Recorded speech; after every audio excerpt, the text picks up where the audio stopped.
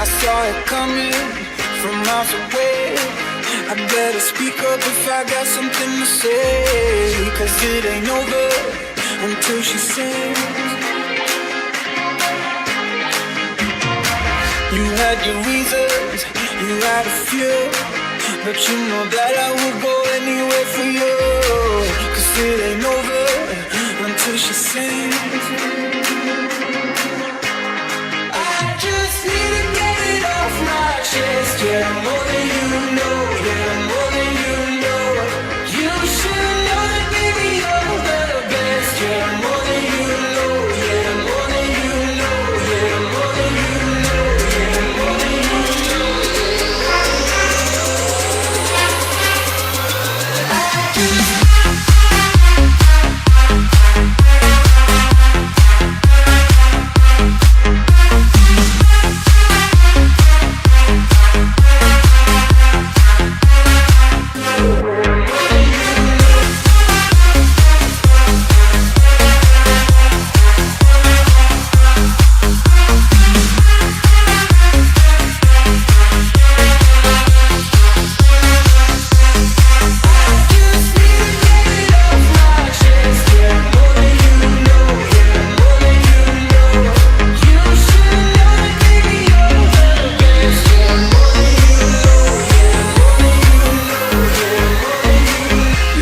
Intentions are sweet and pure, but they can never tame a fire like yours. No, it ain't over until she sings.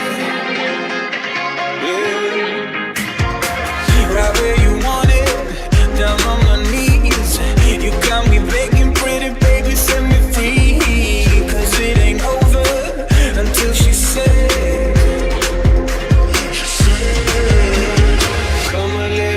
And let me taste your smile until the morning light.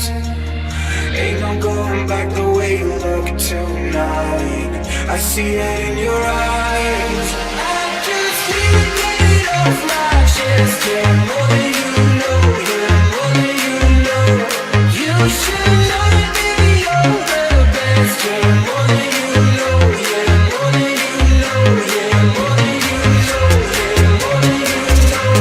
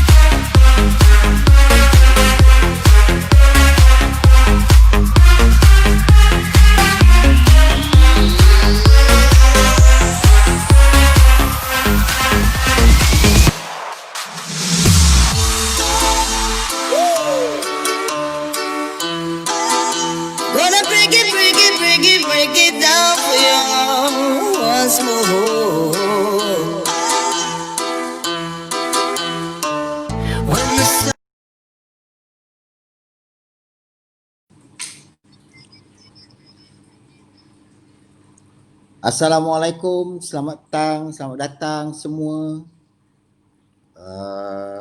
Setakat ni kita dah ada 50 pendengar kita. Selamat datang ke program Ask the Expert with Reza Ibrahim. Anda bersama saya petang ni. Yang kita akan membicarakan hari ini adalah topik memartabatkan ekonomi ummah. Dan seperti kita sedia maklum, pandemik COVID-19 ini telah merubah landscape kita dan terutamanya daripada golongan-golongan Bumiputera secara amnya yang sebelum ini hanya menguasai 38.3% daripada GDP di Malaysia ini sendiri. Jadi hari ini saya ada tetamu istimewa saya, tak lain tak bukan Presiden Persatuan Pemuda Islam Malaysia PPIM, Datuk Nazim Johan atau lebih dikenali dengan nama Tok Ki. Jadi beliau memperjuangkan nasib pengguna melebihi daripada 20 tahun, memperjuangkan dan memartabatkan, membantu ramai individu-individu dalam pelbagai masalah, tidak kira agama, bangsa. Dan beliau merupakan seorang tokoh yang sangat dihormati dan dikenali sebagai seorang pejuang yang meletakkan kepentingan peribadinya di tepi dan memperjuangkan hak pengguna. Beliau merupakan seorang individu yang sangat saya hormati, seorang guru, seorang ayah kepada saya, yang banyak memberi sokongan kepada saya dan juga Maxima secara amnya. Dan kita pun tak nak melengahkan masa lagi. Kalau boleh kita nak jemput Datuk Nazim Johan, atau lebih dikenali dengan nama Tok Ki, Presiden PPIM, untuk bersama kita petang ini. Selamat datang Tok Ki. Assalamualaikum. Apa khabar Tok Ki? Sihat? Saya mula ni saya nak ada buat dua pembetulan. Okey. Satu, jadi macam ayah ni tiba-tiba saya jadi tua. Nombor duanya, saya program ni memang program expert tapi saya bukanlah expert. Jadi merendah diri seperti biasa. Kalau kita kenal Tok Ki dia dengan sifat yang rendah diri, selalu memperjuangkan nasib pengguna di Malaysia ni. Siapa yang tak kenal Tok Ki? Siapa yang tidak kenal Datuk Nazim Johan? Tapi mungkin ramai tak kenal siapa Datuk Nazim Johan, tapi ramai yang kenal siapa itu Tok Ki. Dah sinonim dengan nasib pengguna, dah sinonim di Malaysia. Macam ni Tok, kita saya melihat dalam masyarakat ini kita main peranan berbeza-beza. Datuk mainkan peranan yang cukup hebat membantu orang daripada aspek yang saya tidak mungkin dapat berbuat demikian. Jadi peranan masing-masing. Jadi kita buat apa yang kita fikir boleh buat untuk membawa perbezaan yang menjadi bertambah baik kepada semua kita lah. Kita buat apa yang kita fikir patut. Dan ini saya anggap sebagai tugas kita bersama di platform yang berbeza. Jadi kadang-kadang platform tu dia ada yang platform yang bahaya, ada yang platform yang okey, ada yang platform yang tidak berapa comfortable. Jadi pasal kita ni mungkin dah melalui macam-macam, jadi bolehlah juga sikit-sikit tu, maknanya terpaksa lah. Kita buat apa yang kita perlu buat untuk membantu. Pasal kita banyak kelemahan kita dalam masyarakat kita yang perlu kita bersama buat sesuatu. Betul. Ini yang sebetulnya topik yang, sebab tu topik yang kita nak bawa petang ni, kita nak bicarakan tentang permasalahan yang berlaku dalam masyarakat kita hari ini. Kalau kita lihat hari ini, golongan Bumiputera tidak dapat menguasai ekonomi sebetulnya. Kalau kita lihat selepas kejatuhan Empire Ottomania, kita dah tak ada lagi satu kekuatan untuk menguasai ekonomi dunia. Kita seringnya ditindas menjadi golongan kedua dan sebagainya. Sekarang ni kita nak tahu, kita nak dengar daripada perkongsian daripada Tok Ki sendiri di atas segala perjuangan Tok Ki dan segala macam selama, saya percaya lebih daripada 20 tahun Tok Ki. 23 tahun. 23 tahun ni. Jadi kita nak dengar perkongsian daripada Tok Ki hari ini tentang apakah sebetulnya yang patut kita lakukan hari ini untuk kita memartabatkan ekonomi ummah kita di Malaysia ini sendiri, dan apakah cabaran-cabaran yang sebetulnya yang kita hadapi sehingga kan kita boleh dikatakan gagal untuk menguasai ekonomi itu sendiri. Alright. Okey, tapi cerita ni panjang ni Tok. Okey ke? Boleh, kita ada masa 1 jam. Okey, macam ni Tok. Background sedikit. Daripada family, saya kebetulan dibesarkan dalam family, parentnya, yang ayah saya ini cukup strict. Orang yang cukup strict, yang garang pun bukan main. Saya ingat masa dia jadi petua majlis perbandaran di Kuala Terengganu tu, pasar tu bersih. Pasar biasanya kotor, pasar ni jadi bersih. Bila dia pergi, orang berterabur lari pasal dia garang. Jadi tapi Tok Ki tak pegang yang tu, Tok Ki tak garang. Jadi dia masa Jepun, dia boleh melawan dengan Jepun. Patutnya kena pancung dah. Tapi mungkin Allah panjangkan usia dia kan.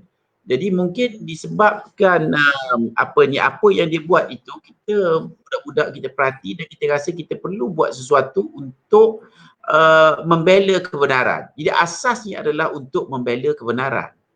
Pasal ayah saya cakap, dia jadi pengarah tanah, dia kata dia 1 inci tanah pun dia tak ambil. Apa benda pun dia tak ambil. Dia pegang kepada prinsip dia yang kuat, yang kita akhirnya kita macam mengikuti lah juga. Dan dia juga kebetulan setakat buat kerja je, walaupun pihak istana biasa panggil dia datang untuk bersama. Jadi dia macam malukan diri dia hanya buat kerja. Dia orang pihak istana suka juga pada dia. Jadi dia macam kurang pandai social bercampur dengan orang-orang besar. Jadi saya ni tidaklah pandai, tapi saya rasa bahagian tu saya pandai sikit daripada ayah saya. Okey. Jadi dalam proses pembesaran ni kita tengok banyak benda yang tak betul. Jadi saya ingat ayah saya daripada kecil-kecil lagi, kita kena ada satu kumpulan yang membawa kepada kebenaran, yang menentang kemungkaran. Jadi itu antara pegangan daripada awal. Jadi masa saya di sekolah Cina. Di sekolah Cina sendiri pun kita tengok daripada kecil lagi, kawan-kawan kita orang Cina ni memang berbeza dengan orang Melayu. Pasal nombor satu, semangat dia cukup kuat. Jangan ramai. Semangat orang Cina ni cukup kuat, yang kita macam Datuk tu kuat lah. Tapi tak ramai. Ini memang betul. Kita ni dia macam macam piramid. Makin lama makin kurang. Dia tak ramai, sikit sangat. Tapi Cina ni dia macam gelas wine glass tu. Dia maknanya dia dekat atas tu pun ramai. Jadi kalau dia buat seorang, kalau dah 100 orang, berjaya lah banyak. Tapi kita mungkin ada boleh buat mungkin 2-30, tapi seorang 2 saja. Jadi ini pergi balik kepada kita punya budaya. Budaya kita agak lemah. Pasal kita duduk dalam keadaan yang boleh dikatakan comfortable juga. Pasal kalau tak kerja pun boleh makan.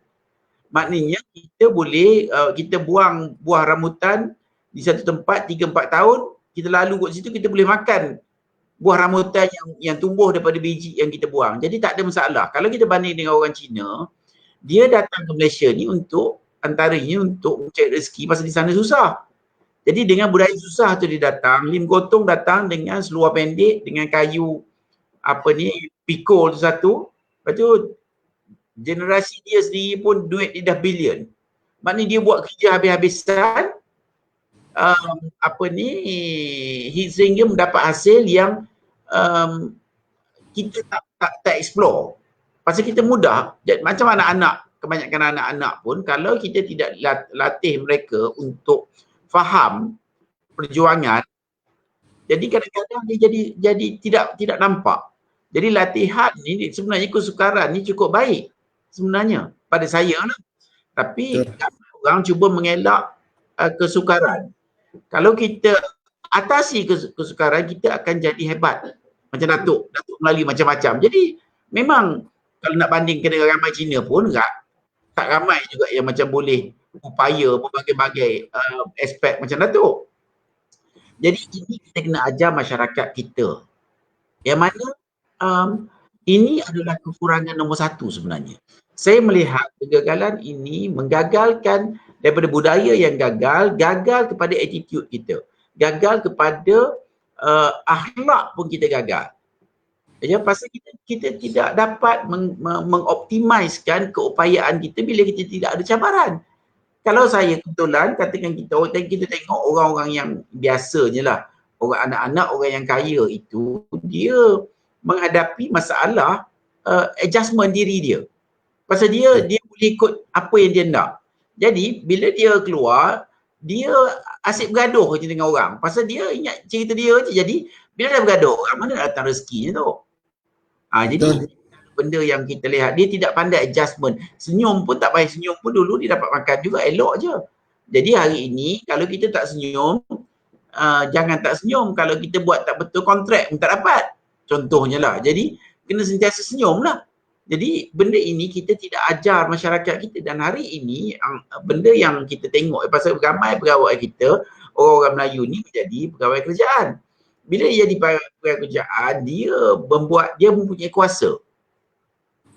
Ini yang kita tengok. Bila kuasa ada, tidak diguna sebaik mungkin. Banyak orang kita tidak menggunakan kuasa sebaik mungkin untuk menolong dan membantu. Sebab itu lagi kekurangan masyarakat kita pun jadi lemah. Kita lemah pasal kita tak bantu even orang kita sendiri. Dan saya dapat banyak aduan, ramai orang kita ni bankrupt disebabkan bukan tak ada bantuan masih okey, tapi kadang-kadang disabotaj pun banyak juga. Kalau tidak sesama kita, disama orang-orang yang tak suka pada muka kita. Pasal kita ni, kita dilatih untuk menjadi sombong sebenarnya. Sebenarnya latihan itu sebenarnya datangnya daripada musuh nombor satu. Bukan musuh nombor satu negara. Musuh nombor satu itu setan. Jadi setan ni dia memang nak suruh, macam saya cakap kat Datuk hari itulah, kalau Datuk, dalam keadaan Datuk tu, bolehlah layak nak sombong pasal Datuk ada macam-macam. Kalau kebanyakannya pula, kadang-kadang yang tak ada apa pun sombong. Saya ingat father saya komplain dulu. Ini zaman 70-an, masa dasar ekonomi baru. Bila dia orang pergi ke Bangunan Mara, ayah saya adalah berurusan dengan Bangunan Mara. Bila dia pergi tu, gas tu pun sombong. Agak dia ingat kita nak pinjam duit dia banyak.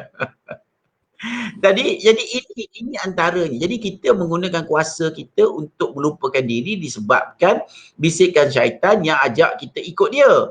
Pasal kalau kita sombong, bosok sombong sebesar zarah pun tak masuk syurga. Tapi dia nak suruh kita ikut sombong macam tu lah supaya kita boleh ikut dia. Jadi ini antara beberapa sebab yang kita tengok yang mana kita sukar hendak membantu dan kita tidak dilatih untuk membantu. Kalau orang Cina, orang India, dia bantu habis-habisan orang dia. Habis kita pula, kita bukan setakat tak bantu, kita pun tak kisah. Kadang-kadang kita tambah lagi sehingga kan benda yang boleh buat pun jadi tak boleh buat. Jadi ini yang kita kena tukar dalam kehidupan kita, terutama tu. Ini terutama. Terutama ketika kita berhadapan dengan new norms ni. Kita lihat hari ini, okey. Saya mempunyai banyak aduan yang dibawa kepada saya yang mengatakan masa dulu lah ni ya, ramai pembekal Bumiputera yang bankrupt disebabkan bayaran lambat. Disebabkan tiada dipermudahkan. Ya. Dan disebabkan macam-macam attitude yang tidak baik yang menyebabkan mereka sukar ataupun mempunyai masalah untuk bergerak dengan baik. Contohnya ya, kita tengok ini, perkara ini cukup penting. Saya nak kalau boleh Datuk share, Datuk boleh mampu dan Datuk perlu buat lah saya rasa. Pasal kalau Datuk tak buat, siapa nak buat? Jadi kita tengok macam ini cerita anak saya itu. Ini dulu saya ingat saya ingat mungkin 7-8 tahun dahulu. Masa tu ini saya sebut nama saja bukan pasal apa. Pasal saya tak ada sebab kita nak cover pun. Pasal bukan kita kata pada yang sekarang, kita kata pada yang dulu satu masa. Anak saya membekal ubat gigi kepada masa tu Felda lah, koperasi Felda, kamu saya tak ingat lah. Dia nak buka kooperatif tak silap saya, anak saya dan lebih kurang dalam 60 orang peniaga Bumiputera dia minta untuk membekal Felda masa tu. Jadi dia telah membekal ubat gigi yang nilai dia 300,000 lebih. Patutnya bayar segera. Dia patutnya bayar segera. Tapi dia katalah sebulan. Tapi malangnya payment tak masuk. Daripada sebulan, 2 bulan, 3 bulan, dah masuk 4 bulan tu ramai yang huru-hara tak. Pasal ada 50 lebih, ada hampir 60 orang yang bekal pun nasib yang sama. Jadi sampai 2 tahun lebih tak bayar. Cuba bayangkan. Jadi orang lain bankrupt free je. Ini orang kata bankrupt free ni. Ini tidak apa ni menunjuk semua sekali. Contohnya ya, bila kita berniaga, kita bekalkan barang, kita nak kena ada modal. Dan kita harapkan dari pembekalan itu kita ada keuntungan. Tapi kalau bayaran tidak diterima, mana nak cari untung? Yang kos pun tak cukup. Bila orang dah kejar-kejar, tak ada pilihan, kita pun tanya, bila boleh bayar? Tunggulah tengok bulan depan. Kita pun tak apalah nak buat macam mana, pergi pinjam bank lah. Sementara. Pinjam bank, malangnya, kita ingatkan sebulan 2. Pinjam bank, sebulan tak dapat, 2 bulan tak dapat, habis overdraft pun dah habis pakai. Masih tunggu bayaran lagi, bayar sebulan. Lepas tu tak bayar pula lagi. Jadi bila ditarik-tarik, ramai yang orang yang terpaksa pinjam alung. Saya nak share satu senario di mana kegagalan kita membantu ataupun melakukan tanggungjawab kita sebagai pembeli ini yang menyebabkan banyak keadaan yang amat sukar kepada peniaga-peniaga Melayu yang nak masuk supermarket dah kena menangis dulu. Pasal nak masuk supermarket nak kena bayar listing fee lah,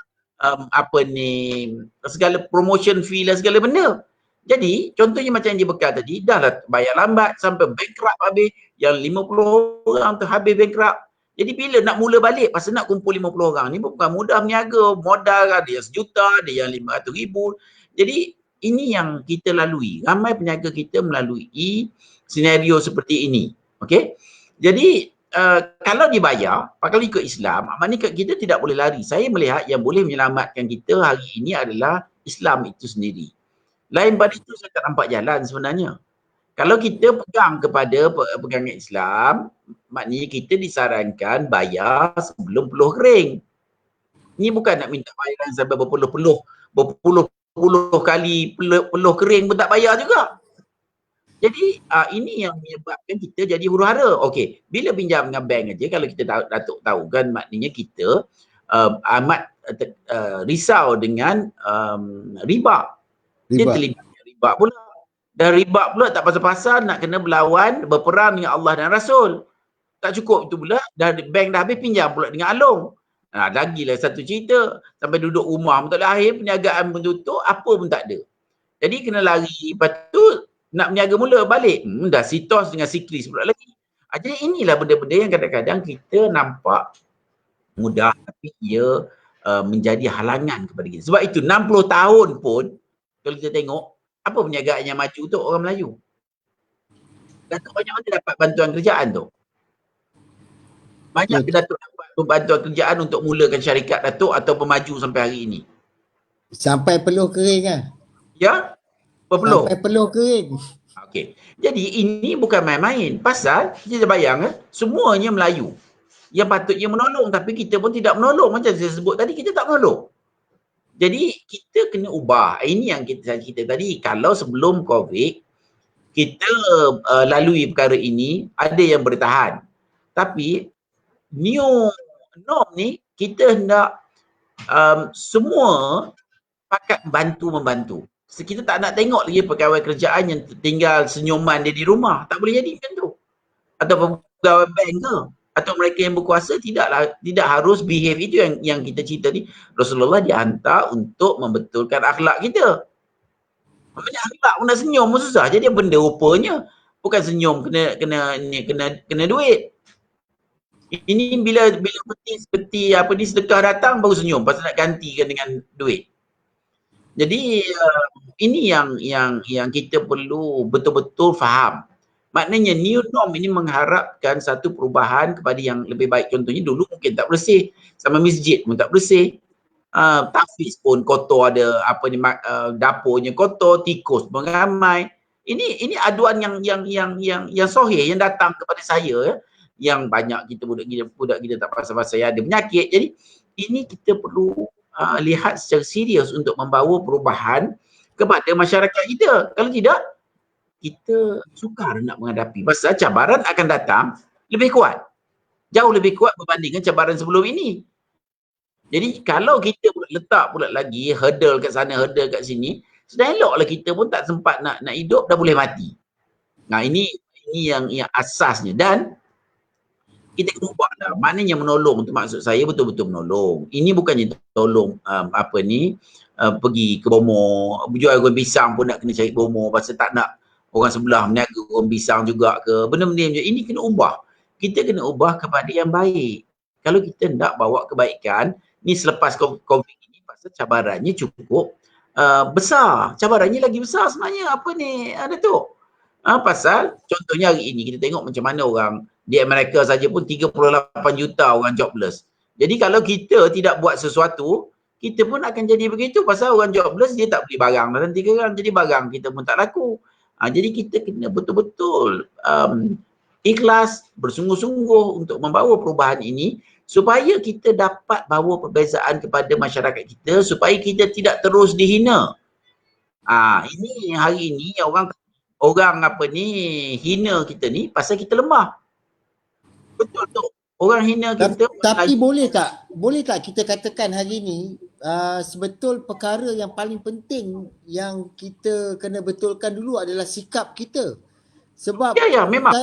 Saya setuju dengan pendapat Tok Ki, sebab saya kata hari ni ramai kita di antara peniaga-peniaga Bumiputera terutamanya ataupun peniaga-peniaga Melayu itu sendiri, sebetulnya yang menjatuhkan kita adalah kita sendiri. Memang. Ramai di antara kita yang sebetulnya tidak boleh buang sikap dan juga perasaan sombong yang ada dalam diri ni, sehingga kan akhirnya kita sebetulnya menjatuhkan sesama kita, sedangkan yang lain sedang berusaha untuk bersatu dan menjadi lebih kuat, sedangkan kita sedang bertelagah sesama kita. Okey, macam ni tu. Kita ada pekerja-pekerja kita yang bekerja di hotel tak dibenarkan pakai tudung, contohnya lah. Tak dibenarkan sembahyang, tak dibenarkan macam-macam lah. Ya. Ini adalah undang-undang alam. Mereka yang kuat menguasai mereka yang lemah. Rimau akan makan kancil lah. Kancil tak nak pakai rimau. Jadi bila kita lemah, kita subjek kepada undang-undang alam. Jadi kita kena ubah ini supaya kita tidaklah berterusan jadi rimau, jadi kancil. Jadi kita kena ubah attitude itu supaya kita boleh, kalau jadi kancil pun kancil besar gajah contohnya lah. Jadi supaya kita tidak dihina. Dan kita sebenarnya to some extent memanglah kita marah kepada orang yang bukan Islam, bukan Melayu je menghina Melayu. Memang orang kiri kanan ni hina. Baru ni hina pasal macam-macam benda lah. Pasal tahfiz lah. Macam mana orang tak, contohnya macam ni. Ada yang komen terkini kan pasal arak ni, dia kata tutup tahfiz dulu. Kalau nak halang arak. Jadi kadang-kadang kita pun serba salah juga. Memang kita tak setuju dengan dia bercakap dan cakap itu salah. Tapi cuba bayangkan kalau tahfiz kita macam rupanya macam international school, ada 2-3 yang macam tu yang bagus. Mana orang pun tengok, ni hebat ni. Orang melihat kehebatan. Orang tak lihat pada kelemahan. Dan kita sendiri untuk suka tidak suka, maknanya kita lebih dalam Islam sendiri pun bercerita pada yang kuat. Allah suka pada yang kuat, bukan yang lemah, bukan yang meminta-minta, kita nak kepada yang memberi. Jadi ini yang kita perlu lihat secara serius betul-betul. Pasal kita tak guna nak salahkan orang bukan Melayu bukan Islam. Pasal dia punya budaya dah jadi macam tu. Pasal dia tengok orang ni lemah, ponteng kerja contohnya. Patut semayang, orang semayang Jumaat. Dia bukannya pergi semayang. Dia pergi berehat, dia pergi shopping. Ni yang lelaki ni. Jadi kadang-kadang majikan bagi waktu semayang, tapi dia pergi buat lain. Dia pergi semayang kalau datang. Ini saya biasa menghadapi, datang kerja pukul 9, datang 9.30. Datang tu kena buat air dulu. Contohnya tu lepas tu buat air, lepas tu makan tengah hari. Patutnya keluar pukul 1, dia 12.30 dah ready dah, make up ke, kalau yang make up lah dah ready. Itu balik kan, patut balik pukul 2, 2.30 baru balik. Ini biasa. Kita ini yang menyebabkan kita lemah sebenarnya. Lepas tu ada baru ni pun orang ada komen. Dia kata orang Islam ni memang tidak produktif, terutama hari Jumaat. Jadi cuba bayangkan orang boleh buat komen macam tu di negara Islam ini. Kenapa? Kerana biasanya kita buatlah kerja macam tu kebanyakan kita. Jadi ini kena dihentikan. Kalau kita nak berubah, kalau kita tak nak orang hina kita hentikan lah. Pasal kita ada pilihan. Nak ke tak nak? Mudah saja. Kalau nak, berubahlah. Kalau tak nak, teruskan. Jadi kalau kita tengok hari ini, kalau apa yang kita lihat lah ya, kegagalan kita mengamalkan budaya atau akhlak yang baik ini menyebabkan kita jadi lemah. Buat kerja, orang buat kerja betul, kita buat kerja main-main. Orang buat kerja 8 jam, kita bagi 5 jam. Orang bersih, kita pengotor. Wahal dalam Islam mudah jelas, kau kena bersih, tapi kita pengotor. Tengok kat masjid macam mana. Kalau masjid tempat pendidikan, kalau tahfiz tempat pendidikan pun tidak bersih, jadi tak salah lah kalau kita nak kata to some extent, Siti Kasim kata buat statement macam tu. Maknanya kita pun ada share of kelemahan, tapi ini perlu diubah. Tapi itu tidak memberi sebab untuk siapa-siapa membuat penghinaan. Tidak memberi alasan. Tapi maknanya kita kena lihat diri kita daripada dalaman, macam mana kita ataupun apa kita patut buat untuk membawa perubahan ini. Jadi orang marah, banyak orang marah kerana kenapa dia kata kita ni dihina oleh bangsa lain. Contohnya tulisan Jawi, contohnya tulisan Jawi sampai satu sekolah satu kumpulan sekolah buat banner tak nak ikut tulisan Jawi. Cuma walhal orang lain bahasa Perancis, bahasa Jerman, orang buat kat sekolah elok, tak ada siapa nak melarang. Tapi disebabkan kita lemah, orang ambil kesempatan. Itu undang-undang dunia lah. Jadi sebenarnya kalau nak ikutkan betul-betul kepada undang-undang dunia lah tu, bila kita lemah, kita tengok, jangan kira Cina, jangan kira India, orang Melayu sendiri pun hina tu. Yang kaya hina kepada yang miskin. Orang Melayu sendiri, sama-sama kita duit pun pakai baling-baling, benda pun pakai tangan kiri. Ini biasa. Okeylah, itu kawan-kawan kita, pasal kawan kita pakai Range Rover, dia pakai kereta buruk. Jadi dia beranggapan, yalah aku pakai kereta buruk, sebab tu orang hina kat aku. Sebab tu Cina hina kat kita, tapi bukan Cina, Melayu pun hina juga. Betul. Amalan ini yang merosakkan kita ya. Jadi pasal kita pun tidak dilatih, contohnya dah lah pakai kereta buruk, berhenti tengah-tengah jalan, tepi jalan, orang jadi traffic jam. Benda-benda macam ni kita tidak mendidik diri kita untuk mencari kebaikan itu. Ya, kita tidak mendidik diri kita untuk mengamal kebaikan pasal kita tidak dididik. Di sekolah kita tidak dididik, di keluarga kita jadi huru-hara. Jadi tadi kita cakap orang Cina hina kita, tapi sekarang ni kita nampak orang Melayu pun hina kita. Betul tak tu? Okey, itu mungkinlah jauh. Tapi jangan nothing personal. Keluarga kita pun boleh hina kita tu. Betul. Saya pergi jauh. Keluarga kita sendiri, kalau yang berjaya tu akan dilayan lebih baik. Itu undang-undang alam. Kalau hukum alam. Maknanya kalau kita jaga pada family yang menjaga mak bapak lebih baik, tentu mak bapak beri dia keutamaan. Pangkat dia tinggi apa benda, bagi makan tu, sedia makan awal-awal. Pasal yang seorang lagi pula datang nak ambil buah-buah, anak buah lah namanya. Jadi tak ada produktif, datang pun bukan datang bawa hadiah, tak ada benda. Jadi ini undang-undang alam. Ini reality ya. Jadi dalam family sendiri, ibu bapa sendiri pun sudah tentu begitu. Mungkin tidak ketara sangat, tapi yang saya nak share ini adalah dia akan timbul penghinaan kepada mereka yang mungkin tidak kurang produktifnya. Jadi kita kena ubah ini, dan antaranya kaedah kita nak mengubah adalah dengan kekuatan. Kekuatan itu tidak semestinya kekuatan fizikal, kekuatan duit, kekuatan pangkat. Dan di sini yang saya nak share dengan ramai sini tu, sebenarnya orang Cina melihat orang Melayu ini sebagai satu, mau kita pandang sebelah mata lah. Pasal saya sampai di sekolah dulu tu, ini sajalah kawan-kawan Cina tanya. Pasal saya di sekolah, kalau belajar pun muka saya pun macam muka orang pandai kan Tok kan. Memang pandai lah juga. Di sekolah Cina. Sampai Cina tanya, Melayu lain macam ni kata. Oh, saya kata saya ramai lagi Melayu lain bahasa kita pun takkan nak mengaku kita pandai. Jadi pasal dia akan melihat yang lebih. Pasal kalau dulu katakan contohnya benda yang yang tak puas hati dekat pendidikan, kalau nak bergaduh pun saya boleh je bergaduh. Maknanya kita kena ada kekuatan.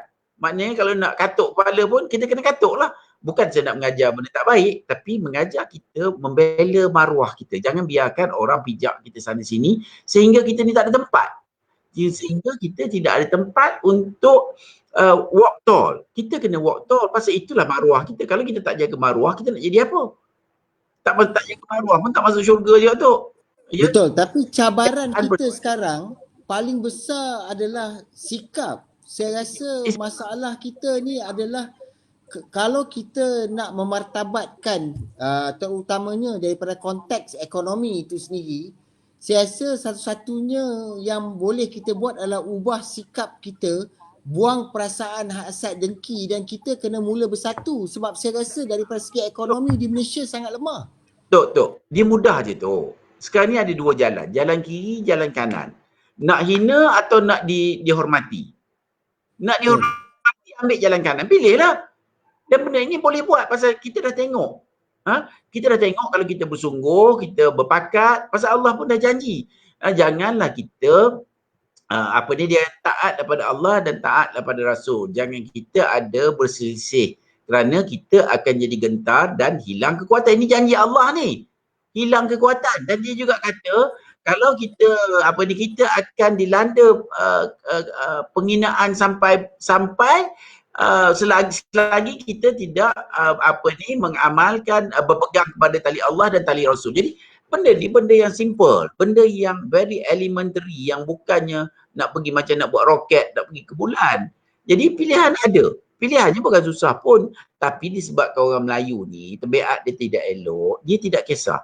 Dia nak makan kedai Cina yang Cina sembelih ayam pun dia kata ni ayam hailam, okey je. Dia kedai Melayu ada, tapi kadang-kadang mungkin kedai Melayu makan tak sedap pula.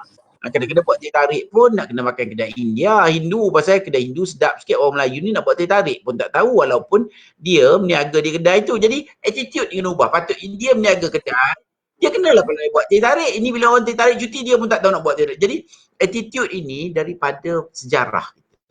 Makna pada sejarah pendidikan kita dan yang mana kita telah ditawan selama 500 tahun yang menjadikan kita ni mungkin ayam yang dikurung daripada ayam yang boleh terbang sampai tak boleh terbang. Di proses yang melemahkan kita itu cukup jelas disebabkan kelemahan kita sendiri sama. Jadi kalau kita nak kuat balik, kita kena balik pada rujukan Al-Quran dan hadis. Tapi hari ini kita tengok kita seolah-olahnya lebih hendak mengikut bisikan syaitan. Ini mungkinlah sensitif sikit tapi ini pilihan kita. Kita nak senang ke atau kita tak nak senang? Okeylah kita kata kita okey. Anak-anak kita okey tak? Cucu-cucu kita okey tak? Jadi benda ini yang kita kena soal diri kita. Sama ada nak bawa pengorbanan. Nak buat tapi ada sesuatu yang kita kurang arif tu. Kalau kita tengok bangsa Melayu ni bangsa yang kurang pandai berkorban. Kecuali korban musim hari korban lah. Tahun sekali. Setahun sekali pun. Jadi kita kena ubah pasal kita tengok bangsa lain dia orang memang berkorban dan formula kepada kejayaan adalah pengorbanan yang bersungguh-sungguh. Jadi kalau kita tak pandai nak mendidik kita anak kita berkorban, kita tidak meletakkan value kepada anak-anak kita, maka kita je akan rugi macam kita tengok hari ni lah. Jadi itulah ceritanya lebih kurang tu. Okey, sebab tu kalau kita tengok kita punya masalah daripada segi macam kita sentuh macam bab hari ni tentang ekonomi kan. Apa nasihat Tok Ki boleh pada kita untuk apa yang sepatutnya kita orang Melayu ni buat sebetulnya untuk nak bangun daripada kelemahan ni? Dia tidak susah. Pasal kita satu organisasi yang kecil, kita sudah handle Along. Along ni nombor satu punya masalah sebenarnya. Pasal dah berpuluh tahun dia menguasai segala pelusuk. Dia boleh beli orang, dia boleh beli authority, dia boleh macam-macam dia buat. Tapi insya-Allah kalau kita ada kaedah yang betul, kita pegang pada prinsip kita tak ambil duit dia, tak ada masalah. Masalah dengan Along, Goris dah menang, langsung tutup lari. Restoran ke, kilang ke yang tak betul tutup. Yang mana kita kena bina balik value. Tapi malangnya, cukup malang sebenarnya di negara kita hari ini, yang kita carinya, ada kita mencari value. Contoh nak cari hantu. Apa yang kita lihat? Kita cari partner. Apa yang kita lihat nilainya? Kita lihat, okeylah dia ni ada duit. Ramai nak jadi partner Datuk pasal ada duit. Dan ramai yang mungkin nak jadi ambil Datuk jadi menantu tapi Datuk tak ada tak termasuk kategori itu. Saya nak gurau sangat pasal takut nanti kan Datuk kan balik kan tak boleh balik rumah. Jadi kita kena ubah perkara ini. Kita kena didik masyarakat kita sebenarnya kembali. Pasal dia bermula pada keluarga. Kita bermula daripada keluarga kepada kampung, kepada daerah, kepada negeri, kepada negara kita. Jadi kita kadang-kadang kita malu. Contohnya denggi. Mati demam denggi ni lebih ramai daripada COVID di sini. Ya tahu. Pasal apa demam denggi? Pasal kita buang botol plastik, kita buang bekas plastik, apa benda dekat pasar malam kita buang, dekat majlis kita buang, dekat pesta-pesta kita buang sampah, dekat tempat mandi berkelah pun habis. Kita tengok je lah. Kita jaga sungai. Tiap minggu kena cuci. Pasal orang datang bercuti buang sampah. Jadi kita sebenarnya kena ubah keadaan kita ataupun prinsip kita supaya mencari nilai. Kita kena bentuk nilai dalam kehidupan kita yang hari ini tidak cukup sukar dalam masyarakat kita. Kita ramai engineer, ramai doktor, ramai accountant pun ramai. Tapi kenapa kita tidak, nilai itu tidak diubah? Jadi bila kita tidak menjaga nilai, bila kita jadi pandai untuk menipu pun. Jadi ini yang kita kena lihat. Ramai juga yang pandai, yang berjaya tapi sombong. Itulah dia. Pasal nilai. Itu ada nilai tu. Ini yang kita cerita tadi. Kita kena ubah balik. Maknanya kita kena, hari ini kita nak tanya berapa A. Tapi kita ada tanya ke, dia ni sombong ke tidak?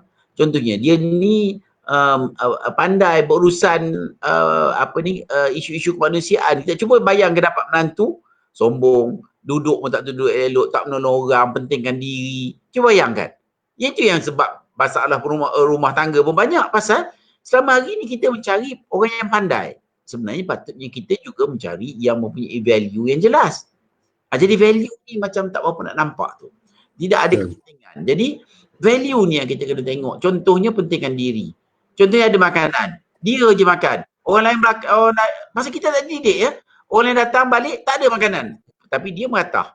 Maknanya kita tidak fikir kepentingan pada orang lain. Jadi ini yang kita kena lihat. Adakah kadang-kadang faktor persekitaran orang itu yang akhirnya membentuk kepada kepribadian dia sendiri? Memang. Dia bercampur-campur. Contohnya kita tengok setengah-setengah tempat kotornya bukan main. Jadi dia hidup dalam environment kotor. Dia dah susah, kotor pula. Sebenarnya kotor dan susah itu tidak semestinya bersama. Kalau kita susah, kita tak semestinya kotor rumah dan macam tu sampah buat apa? Ini yang kena dia ajar balik. Maknanya value tu kita tak faham. Akhlak yang Allah suruh kita buat tu kita tak pegang. Itu yang Rasulullah dihantar untuk membetulkan akhlak kita.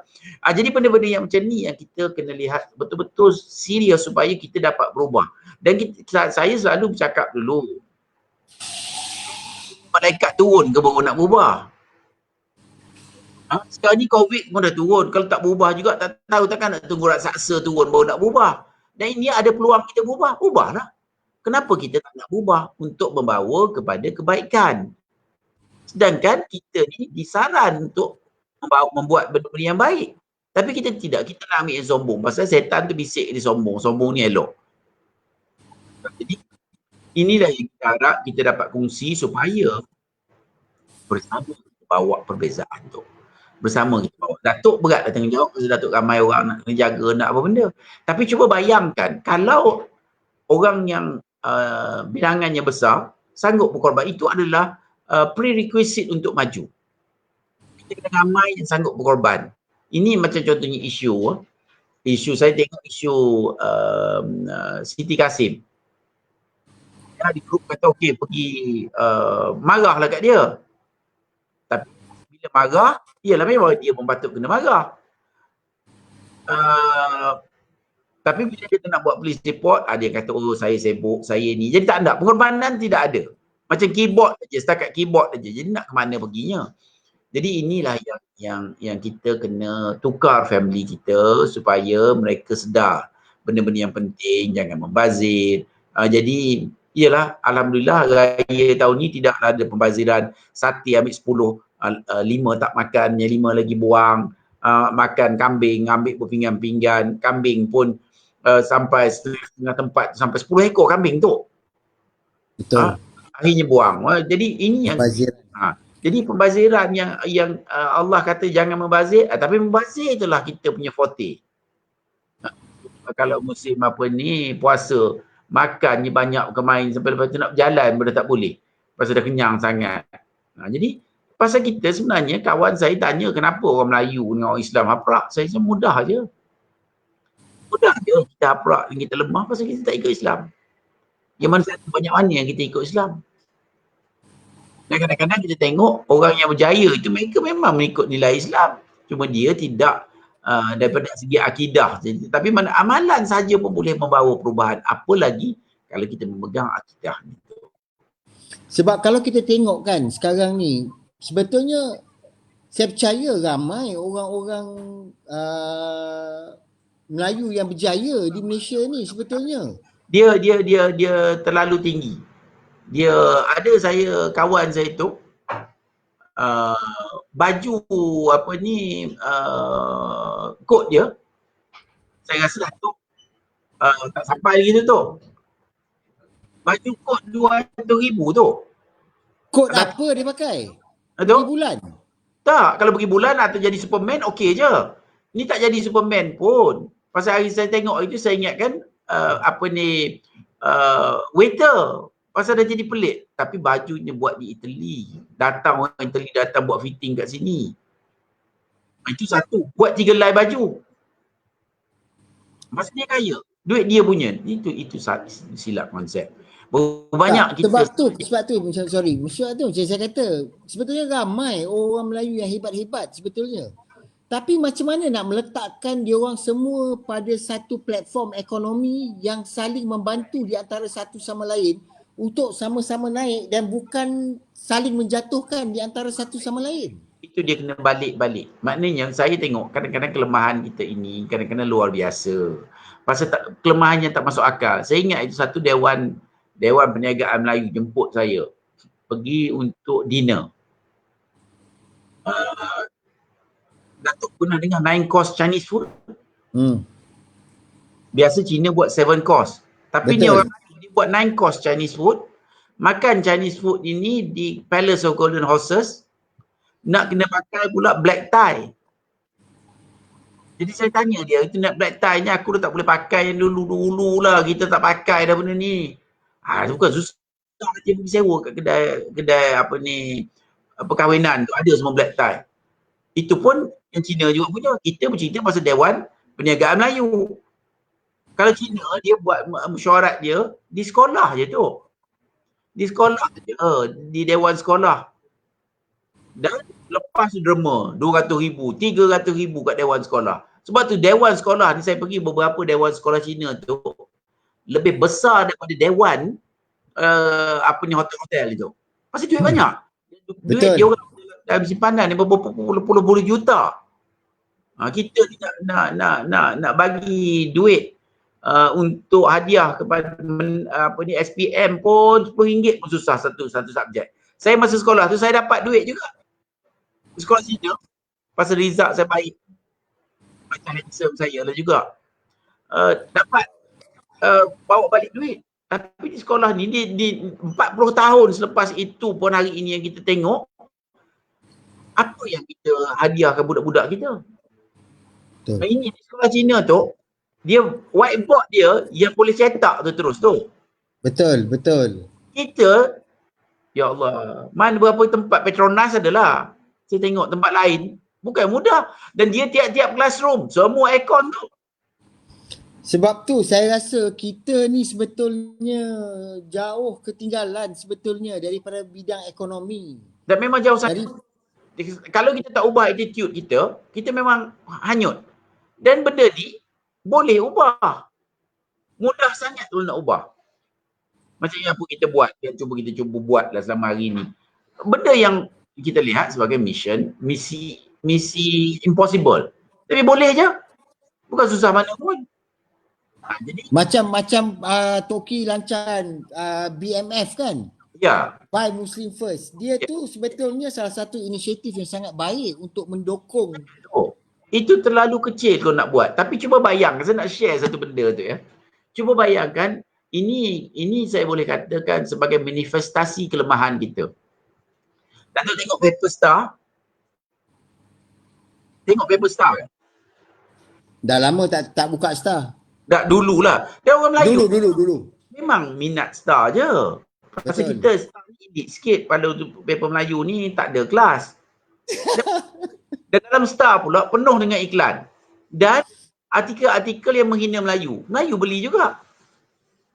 Ini masalah kita. Sehingga kan kita memerintah negara satu masa dulu, tapi utusan tu nak dapat iklan pun susah. Sampai menangis, sampai tutup akhirnya. Itulah kita. Ini yang perubahan yang kita perlu betul. Kalau tidak, kita sampai bila-bila. Ingat tu cucu-cucu semua. Pasal kita kalau seorang berjaya, kita tak ke mana-mana. Kita perlu kumpulan, komuniti kita perlu berjaya. Jadi ini yang kita harap Datuk dapatlah bersama menyokong. Dan saya yakin sangat-sangat benda ni boleh sangat. Dan kita telah buat dulu. Saya ingat lagi Baitul Mal. Baitul Mal bagi bantuan kepada asnaf. Lebih kurang dia ada dalam 40,000 asnaf, 30,000 asnaf. Tapi asnaf ni pun barang-barang yang dibeli daripada kedai bukan orang Islam. Barang-barang bukan Islam, jaya Islam tak beli, jadi macam mana nak hidup? Ini masalah kita. Betul. Sebab tu ada kita punya penonton tanya BMF tu apa? BMF tu adalah satu kempen Buy Muslim First.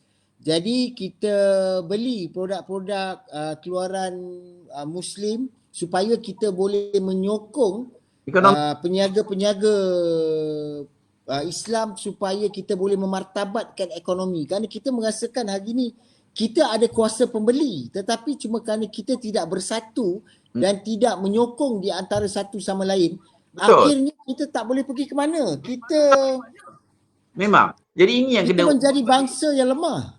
Tok, saya teringat Tok, apa di China kan, dia orang berniaga telefon. Datuk tengok, saya rasa yang banyak kedai telefon ni adalah di pertama kompleks di Suria, kan? Kalau kita kata ini ada cover ke? Ada. Dia mau pergi ke kedai satu lagi pergi ambil. Kita hantar jin, hantar hantu supaya kedai sebelah tak nampak. Betul. Ini salah siapa? Jadi inilah persoalan dia. Inilah sebetulnya cabaran paling besar kita apabila kita sesama kita saling berbunuhan. Asyik nak menjatuhkan, asyik nak menghina di antara satu sama lain. Kita tidak fikir untuk menyokong. Kita tak boleh belapang dada. Betul. Besok orang lain niaga nasi lemak sebelah kita, besok pergi dah penuh dengan tulang, dengan beras kunyit, dengan kapur bagus, dengan semua dah ada. Kenapa susahnya kita untuk jadi seperti bangsa lain yang berdaya saing untuk bangun secara berjemaah? Betul lah, ini pasal nak dengar bisikan syaitan ni tu, so, mudah je. Kita tidak sedar, tapi memang syaitan ni dia akan mendatangi kita daripada atas, bawah, kiri, kanan, depan, belakang. Dan saya rasa terbaca je dalam Quran, maknanya kita ni memang kena minta perlindungan dengan Allah, sehingga kan Rasulullah baca Quran tu pun diberitahu supaya minta perlindungan daripada Allah. Jadi kalau kita lupa bahagian tu, kita ingat upaya kita pun tak sampai ke mana tu. Percayalah. Kita tidak ada Betul. kita berserah pada Allah supaya kita dapat yang penolong yang terbaik. Sebab tu kalau kita tengok pada perjuangan PPIM, kita sentuh perjuangan PPIM itu sendiri. Saya rasa PPIM banyak inisiatif yang dikeluarkan sebetulnya dalam konteks memartabatkan ekonomi ummah itu sendiri. Banyak inisiatif. Baru ni saya juga tahu sekarang kita dah ada KOPIM, Koperasi PPIM. Ya. Betul tak? Memang. Ini semua saya rasa merupakan inisiatif PPIM untuk memartabatkan ekonomi ni. Betul. Kita kena buat sesuatu. Maknanya nombor satu, kita kena didik diri kita semua supaya boleh buat sesuatu untuk kebaikan. Kita nak buat. Pasal kita kena ubah diri kita dulu sebelum Allah bawa perubahan itu kepada kita. Maknanya kita pun kena buat lah. Dan kita serupa contohnya macam PPIM ni, kita beranggapan kita pun kecil. Kita ni macam cerita burung pipit apa dia yang nak cuba padam api tu. Berjaya bukan kerja kita tu. Berjaya bukan kerja kita, bukan panggilan kita. Itu kita serah pada Allah. Tapi kita setiap individu kena buat bahagian kita. Berusaha. Tak kisah. Contoh macam ada kita punya penonton tanya macam mana nak berjaya buat bisnes selalu down and give up.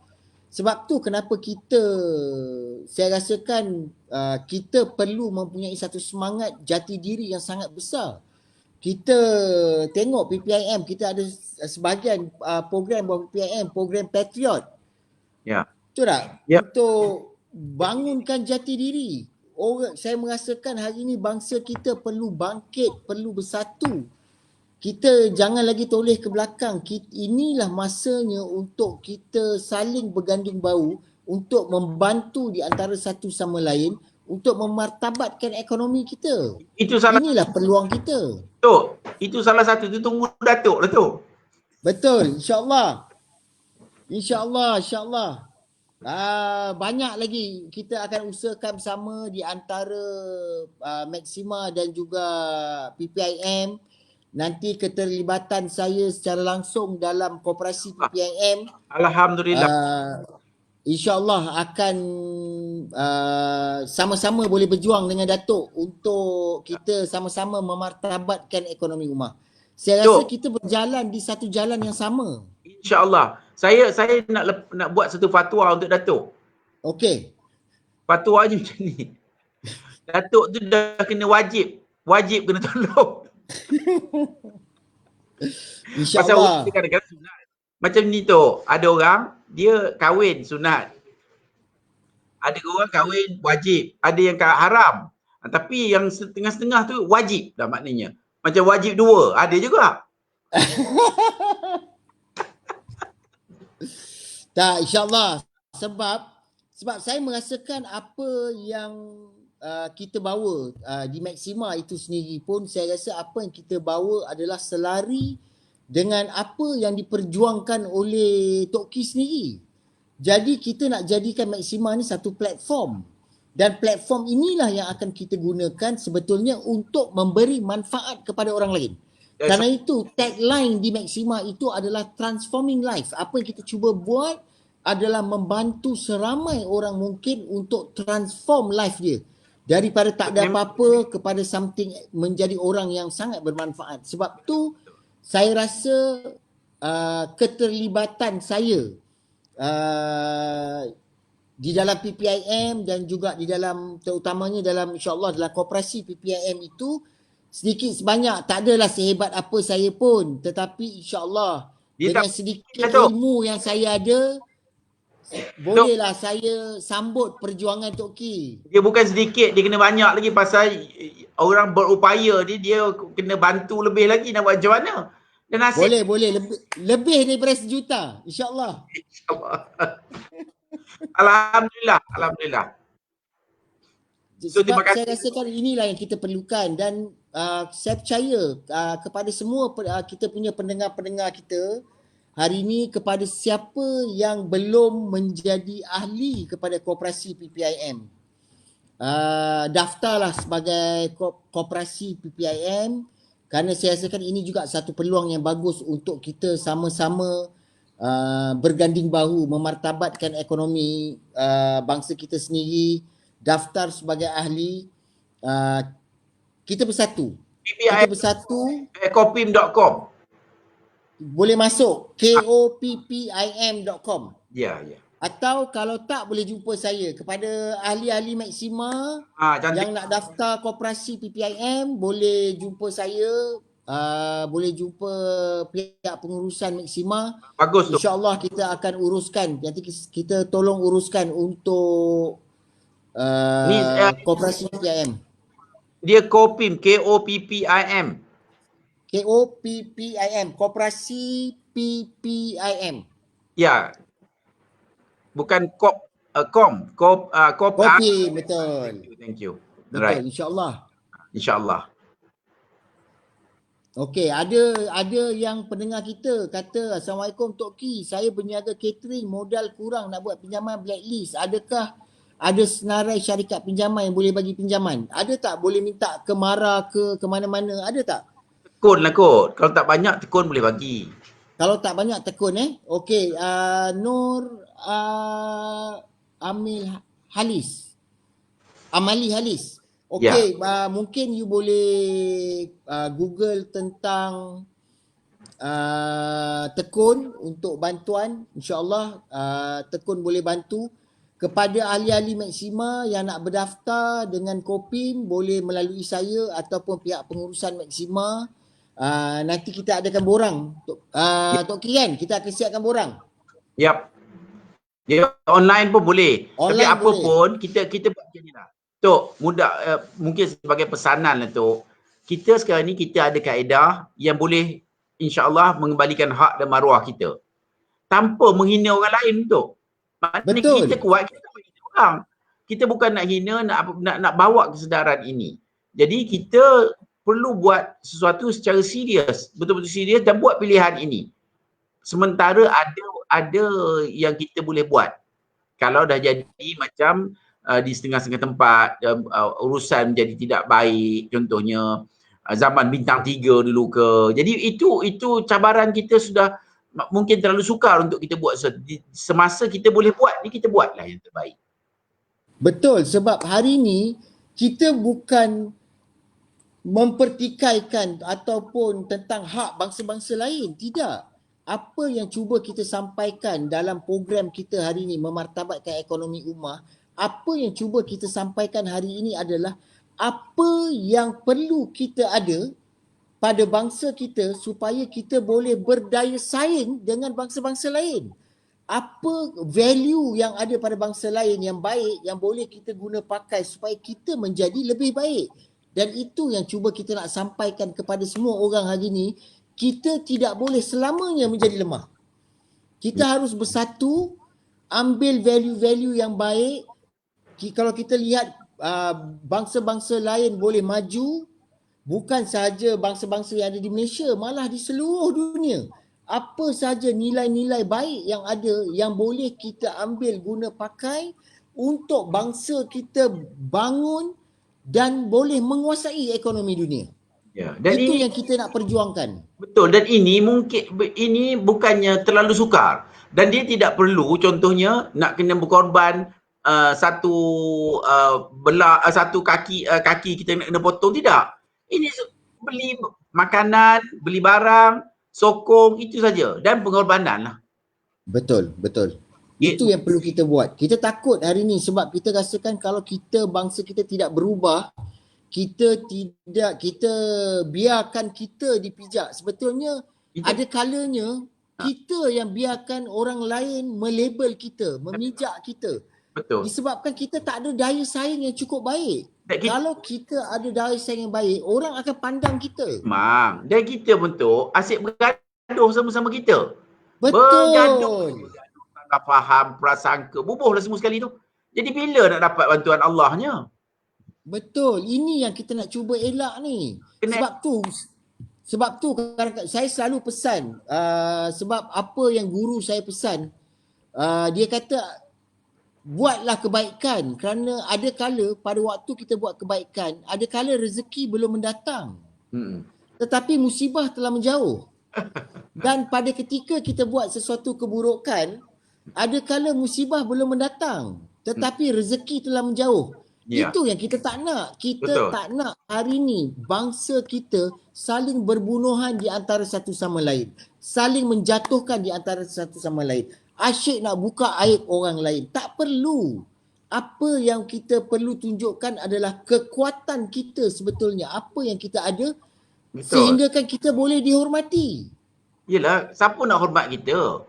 Kalau janji pun tak pegang, buat kerja pun apa ni ala kadar, tak ada sebab orang Yes. nak hormat kita. Kita ni hormat ni kena di earn. Earn. You have got to earn the respect. Ini asyik buat kerja yang menyakitkan hati je pun dia. Betul. Ramai di kalangan kita yang ada masalah hati ni. Oh, Dia bukan satu masalah kecil di kalangan bangsa kita ni.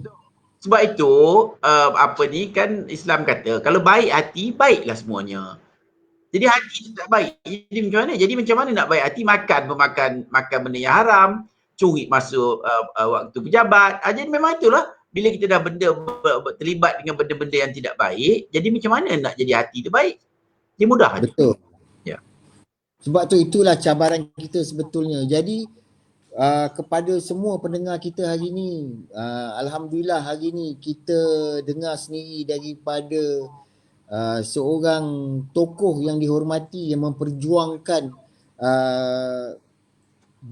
perjuangannya selama 23 tahun membela nasib orang-orang teranaya, bagaimana membantu memartabatkan ekonomi ummah, mengangkat dengan program-program yang dilancarkan BMF, Buy Muslim First telah memberikan satu impak yang sangat besar, dan segala usaha yang dibuat, segala inisiatif yang dibuat oleh PPIM dan terutamanya idea-idea bernas yang dikeluarkan oleh Tok Ki adalah sesuatu yang patut kita puji. Kita rasa inilah tokoh-tokoh yang kita perlukan. Guru-guru yang perlu kita belajar bagaimana sebetulnya untuk ada jiwa sekental Tok Ki. Bukan mudah untuk ada jiwa sekental Tok Ki ni nak keluar berjuang. Bukan satu hal yang mudah. 23 tahun. Saya rasa orang 2 tahun pun dah give up. Somebody got to do the job. Betul. Jadi dia ayat pun dengan jelas mengatakan mesti dia ada di antara kamu yang menyeru kepada kebaikan. Menyeru kepada kebaikan buat yang makruf dan menentang yang mungkar. Betul. Kita sama-sama doakan di antara kita semua berada dalam rahmat Allah, selamat. Kalau kita juga ada pendengar-pendengar yang dari bangsa lain. Kita juga ada pendengar-pendengar yang bukan beragama Islam. Dan kita nak sampaikan kepada diorang, program hari ini bukanlah program yang mempertikaikan tentang hak bangsa lain. Apa yang kita nak cuba sampaikan adalah kita perlu berdaya saing, kita perlu ubah sikap kita, kita perlu bersihkan hati kita. Kita jangan saling berbunuhan di antara satu sama lain, jangan saling pijak di antara satu sama lain. Kita harus memartabatkan bangsa kita sendiri supaya kita boleh menjadi bangsa yang terbilang. Betul tu. Okey, sebelum kita akhiri program ni, saya nak dengar sepatah dua kata lah daripada Tok Ki sendiri, nasihat-nasihat untuk kami-kami ni yang muda-muda. Yang muda Tok Ki. Saya claim muda ni. Nak jeling sikit tadi. yang untuk kita orang ni, apakah sepatah dua kata nasihat yang Tok Ki boleh berikan kepada kami, terutamanya orang-orang yang masih lagi nak berusaha memperbaiki diri kami ni. Apa yang patut kami buat dan bagaimana untuk kami menjadi lebih berdaya saing?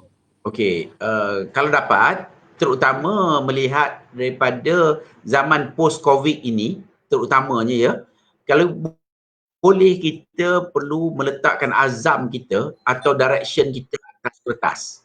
Kita panggil mungkin kita boleh namakan agenda keluarga. Pasal kena pembetulan itu mesti daripada keluarga. Dia anak-anak yang dididik dengan budaya yang baik supaya kita dapat mewujudkan keluarga-keluarga yang bagus-bagus. Ya. Jadi contohnya dalam buku keluarga ini, dia perlu ada matlamat. Matlamat itu perlu jelas.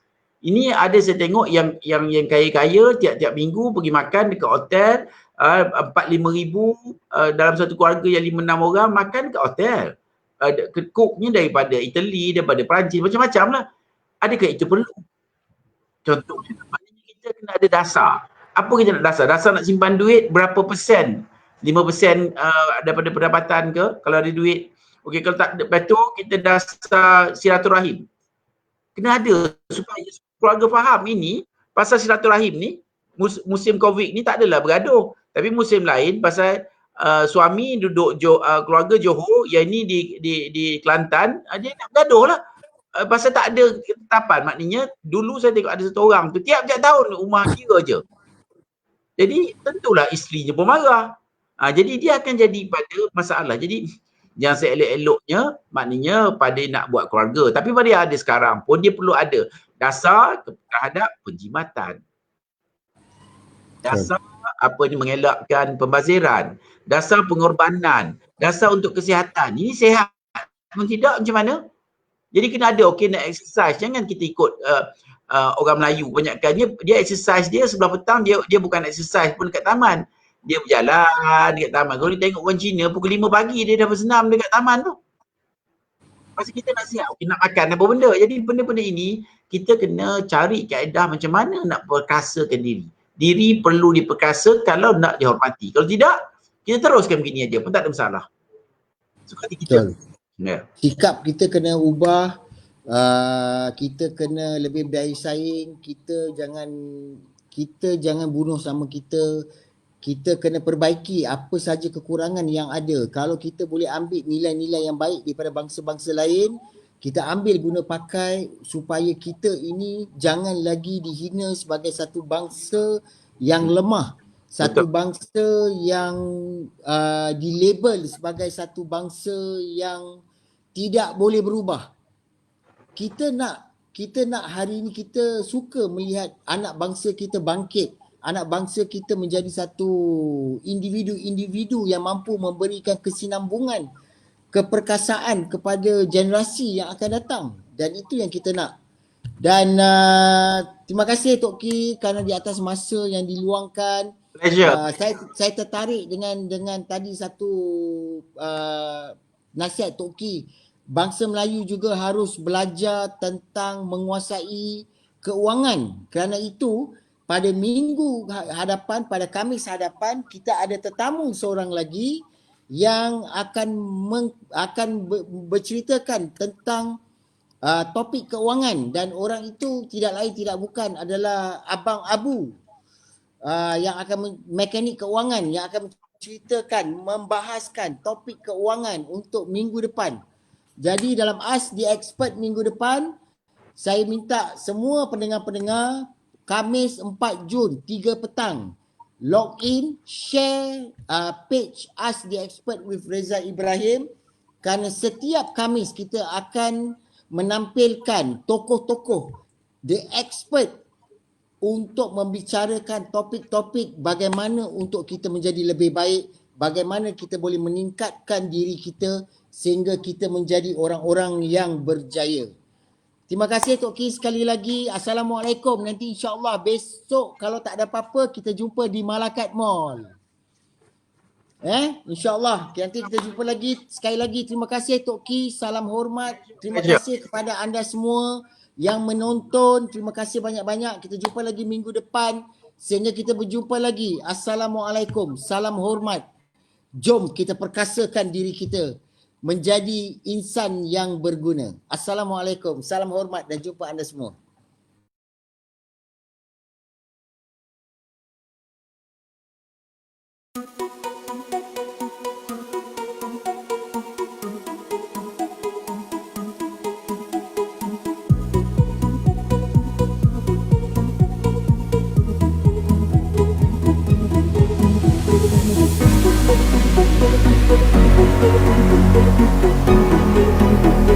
We're all as strong as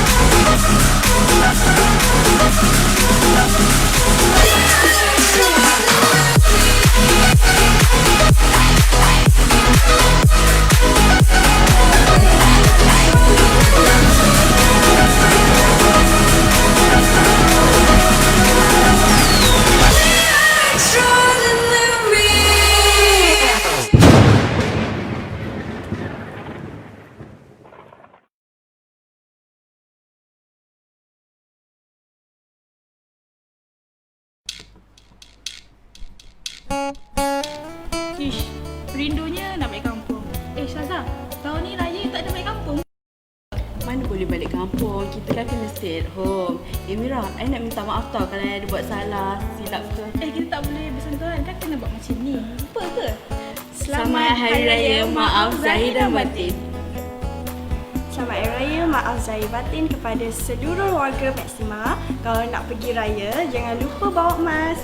Raya tahun ni pastikan anda sentiasa jaga kebersihan diri dan jangan lupa untuk sentiasa sanitize tangan ya.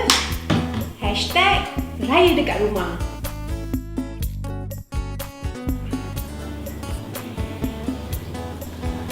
Walaupun tahun ni kita tak dapat menunaikan solat sunat raya di masjid, tapi kita boleh buat sunat-sunat raya di rumah. #Raya di rumah. Bye Mama, selamat Hari Raya. Muah. Walaupun kita berjauhan dengan keluarga, tapi sekarang kan dah mudah, boleh video call. Selamat Hari Raya, maaf Zahir dan Batin. #Raya dekat rumah. Hai, selamat Hari Raya kepada warga Maxima. Dan jangan lupa kalau menziarah itu, jarakkan sosial anda dan stay safe. Selamat Hari Raya. Kena ingat, tahun ini raya kita pastikan kesihatan kita berada di tahap yang optimum. Tahun ni kita beraya sedikit berbeza daripada tahun-tahun yang lepas. Kekalkan social distancing dan yang paling penting, jaga kebersihan, guna hand sanitizer. I know that this year, general feeling and festive mood will be a bit different. Nevertheless, I hope that everyone will be able to celebrate this auspicious occasion with your loved ones at home. Selamat Hari Raya Aidilfitri. Ingat, raya tahun ni jangan balik kampung. #Raya dekat rumah. Jangan lupa, raya tetap raya. CMX jangan lupa. Hai semua rakan-rakan Muslim, saya ucapkan selamat Hari Raya. #Raya kat rumah. Selamat Hari Raya Aidilfitri, maaf Zahir dan Batin kepada semua warga Maxima dan #Raya dekat rumah. Tahun ni memang agak berbeza, tapi sabar je lah. Raya bukan sekali je, tahun depan ada lagi. Saya ingin mengucapkan selamat Hari Raya, maaf Zahir dan Batin. Jangan lupa #Raya dekat rumah. Selamat Hari Raya Aidilfitri. #Raya dekat rumah. Selamat Hari Raya. #Raya dekat rumah. Wishing you all selamat Hari Raya. #Raya dekat rumah. Raya tahun ni pasti raya berbeza daripada tahun-tahun yang sebelumnya. Kerana sekarang ini kita sedang melalui satu fasa yang dipanggil sebagai new norm. Tetapi jangan jadikan keadaan ini ataupun new norm ini sebagai satu halangan untuk kita menyambut kebahagiaan bersama keluarga yang tersayang. Akhir kata dari saya, salam Aidilfitri, maaf Zahir dan Batin. Raya tahun ni #Raya dekat rumah. Selamat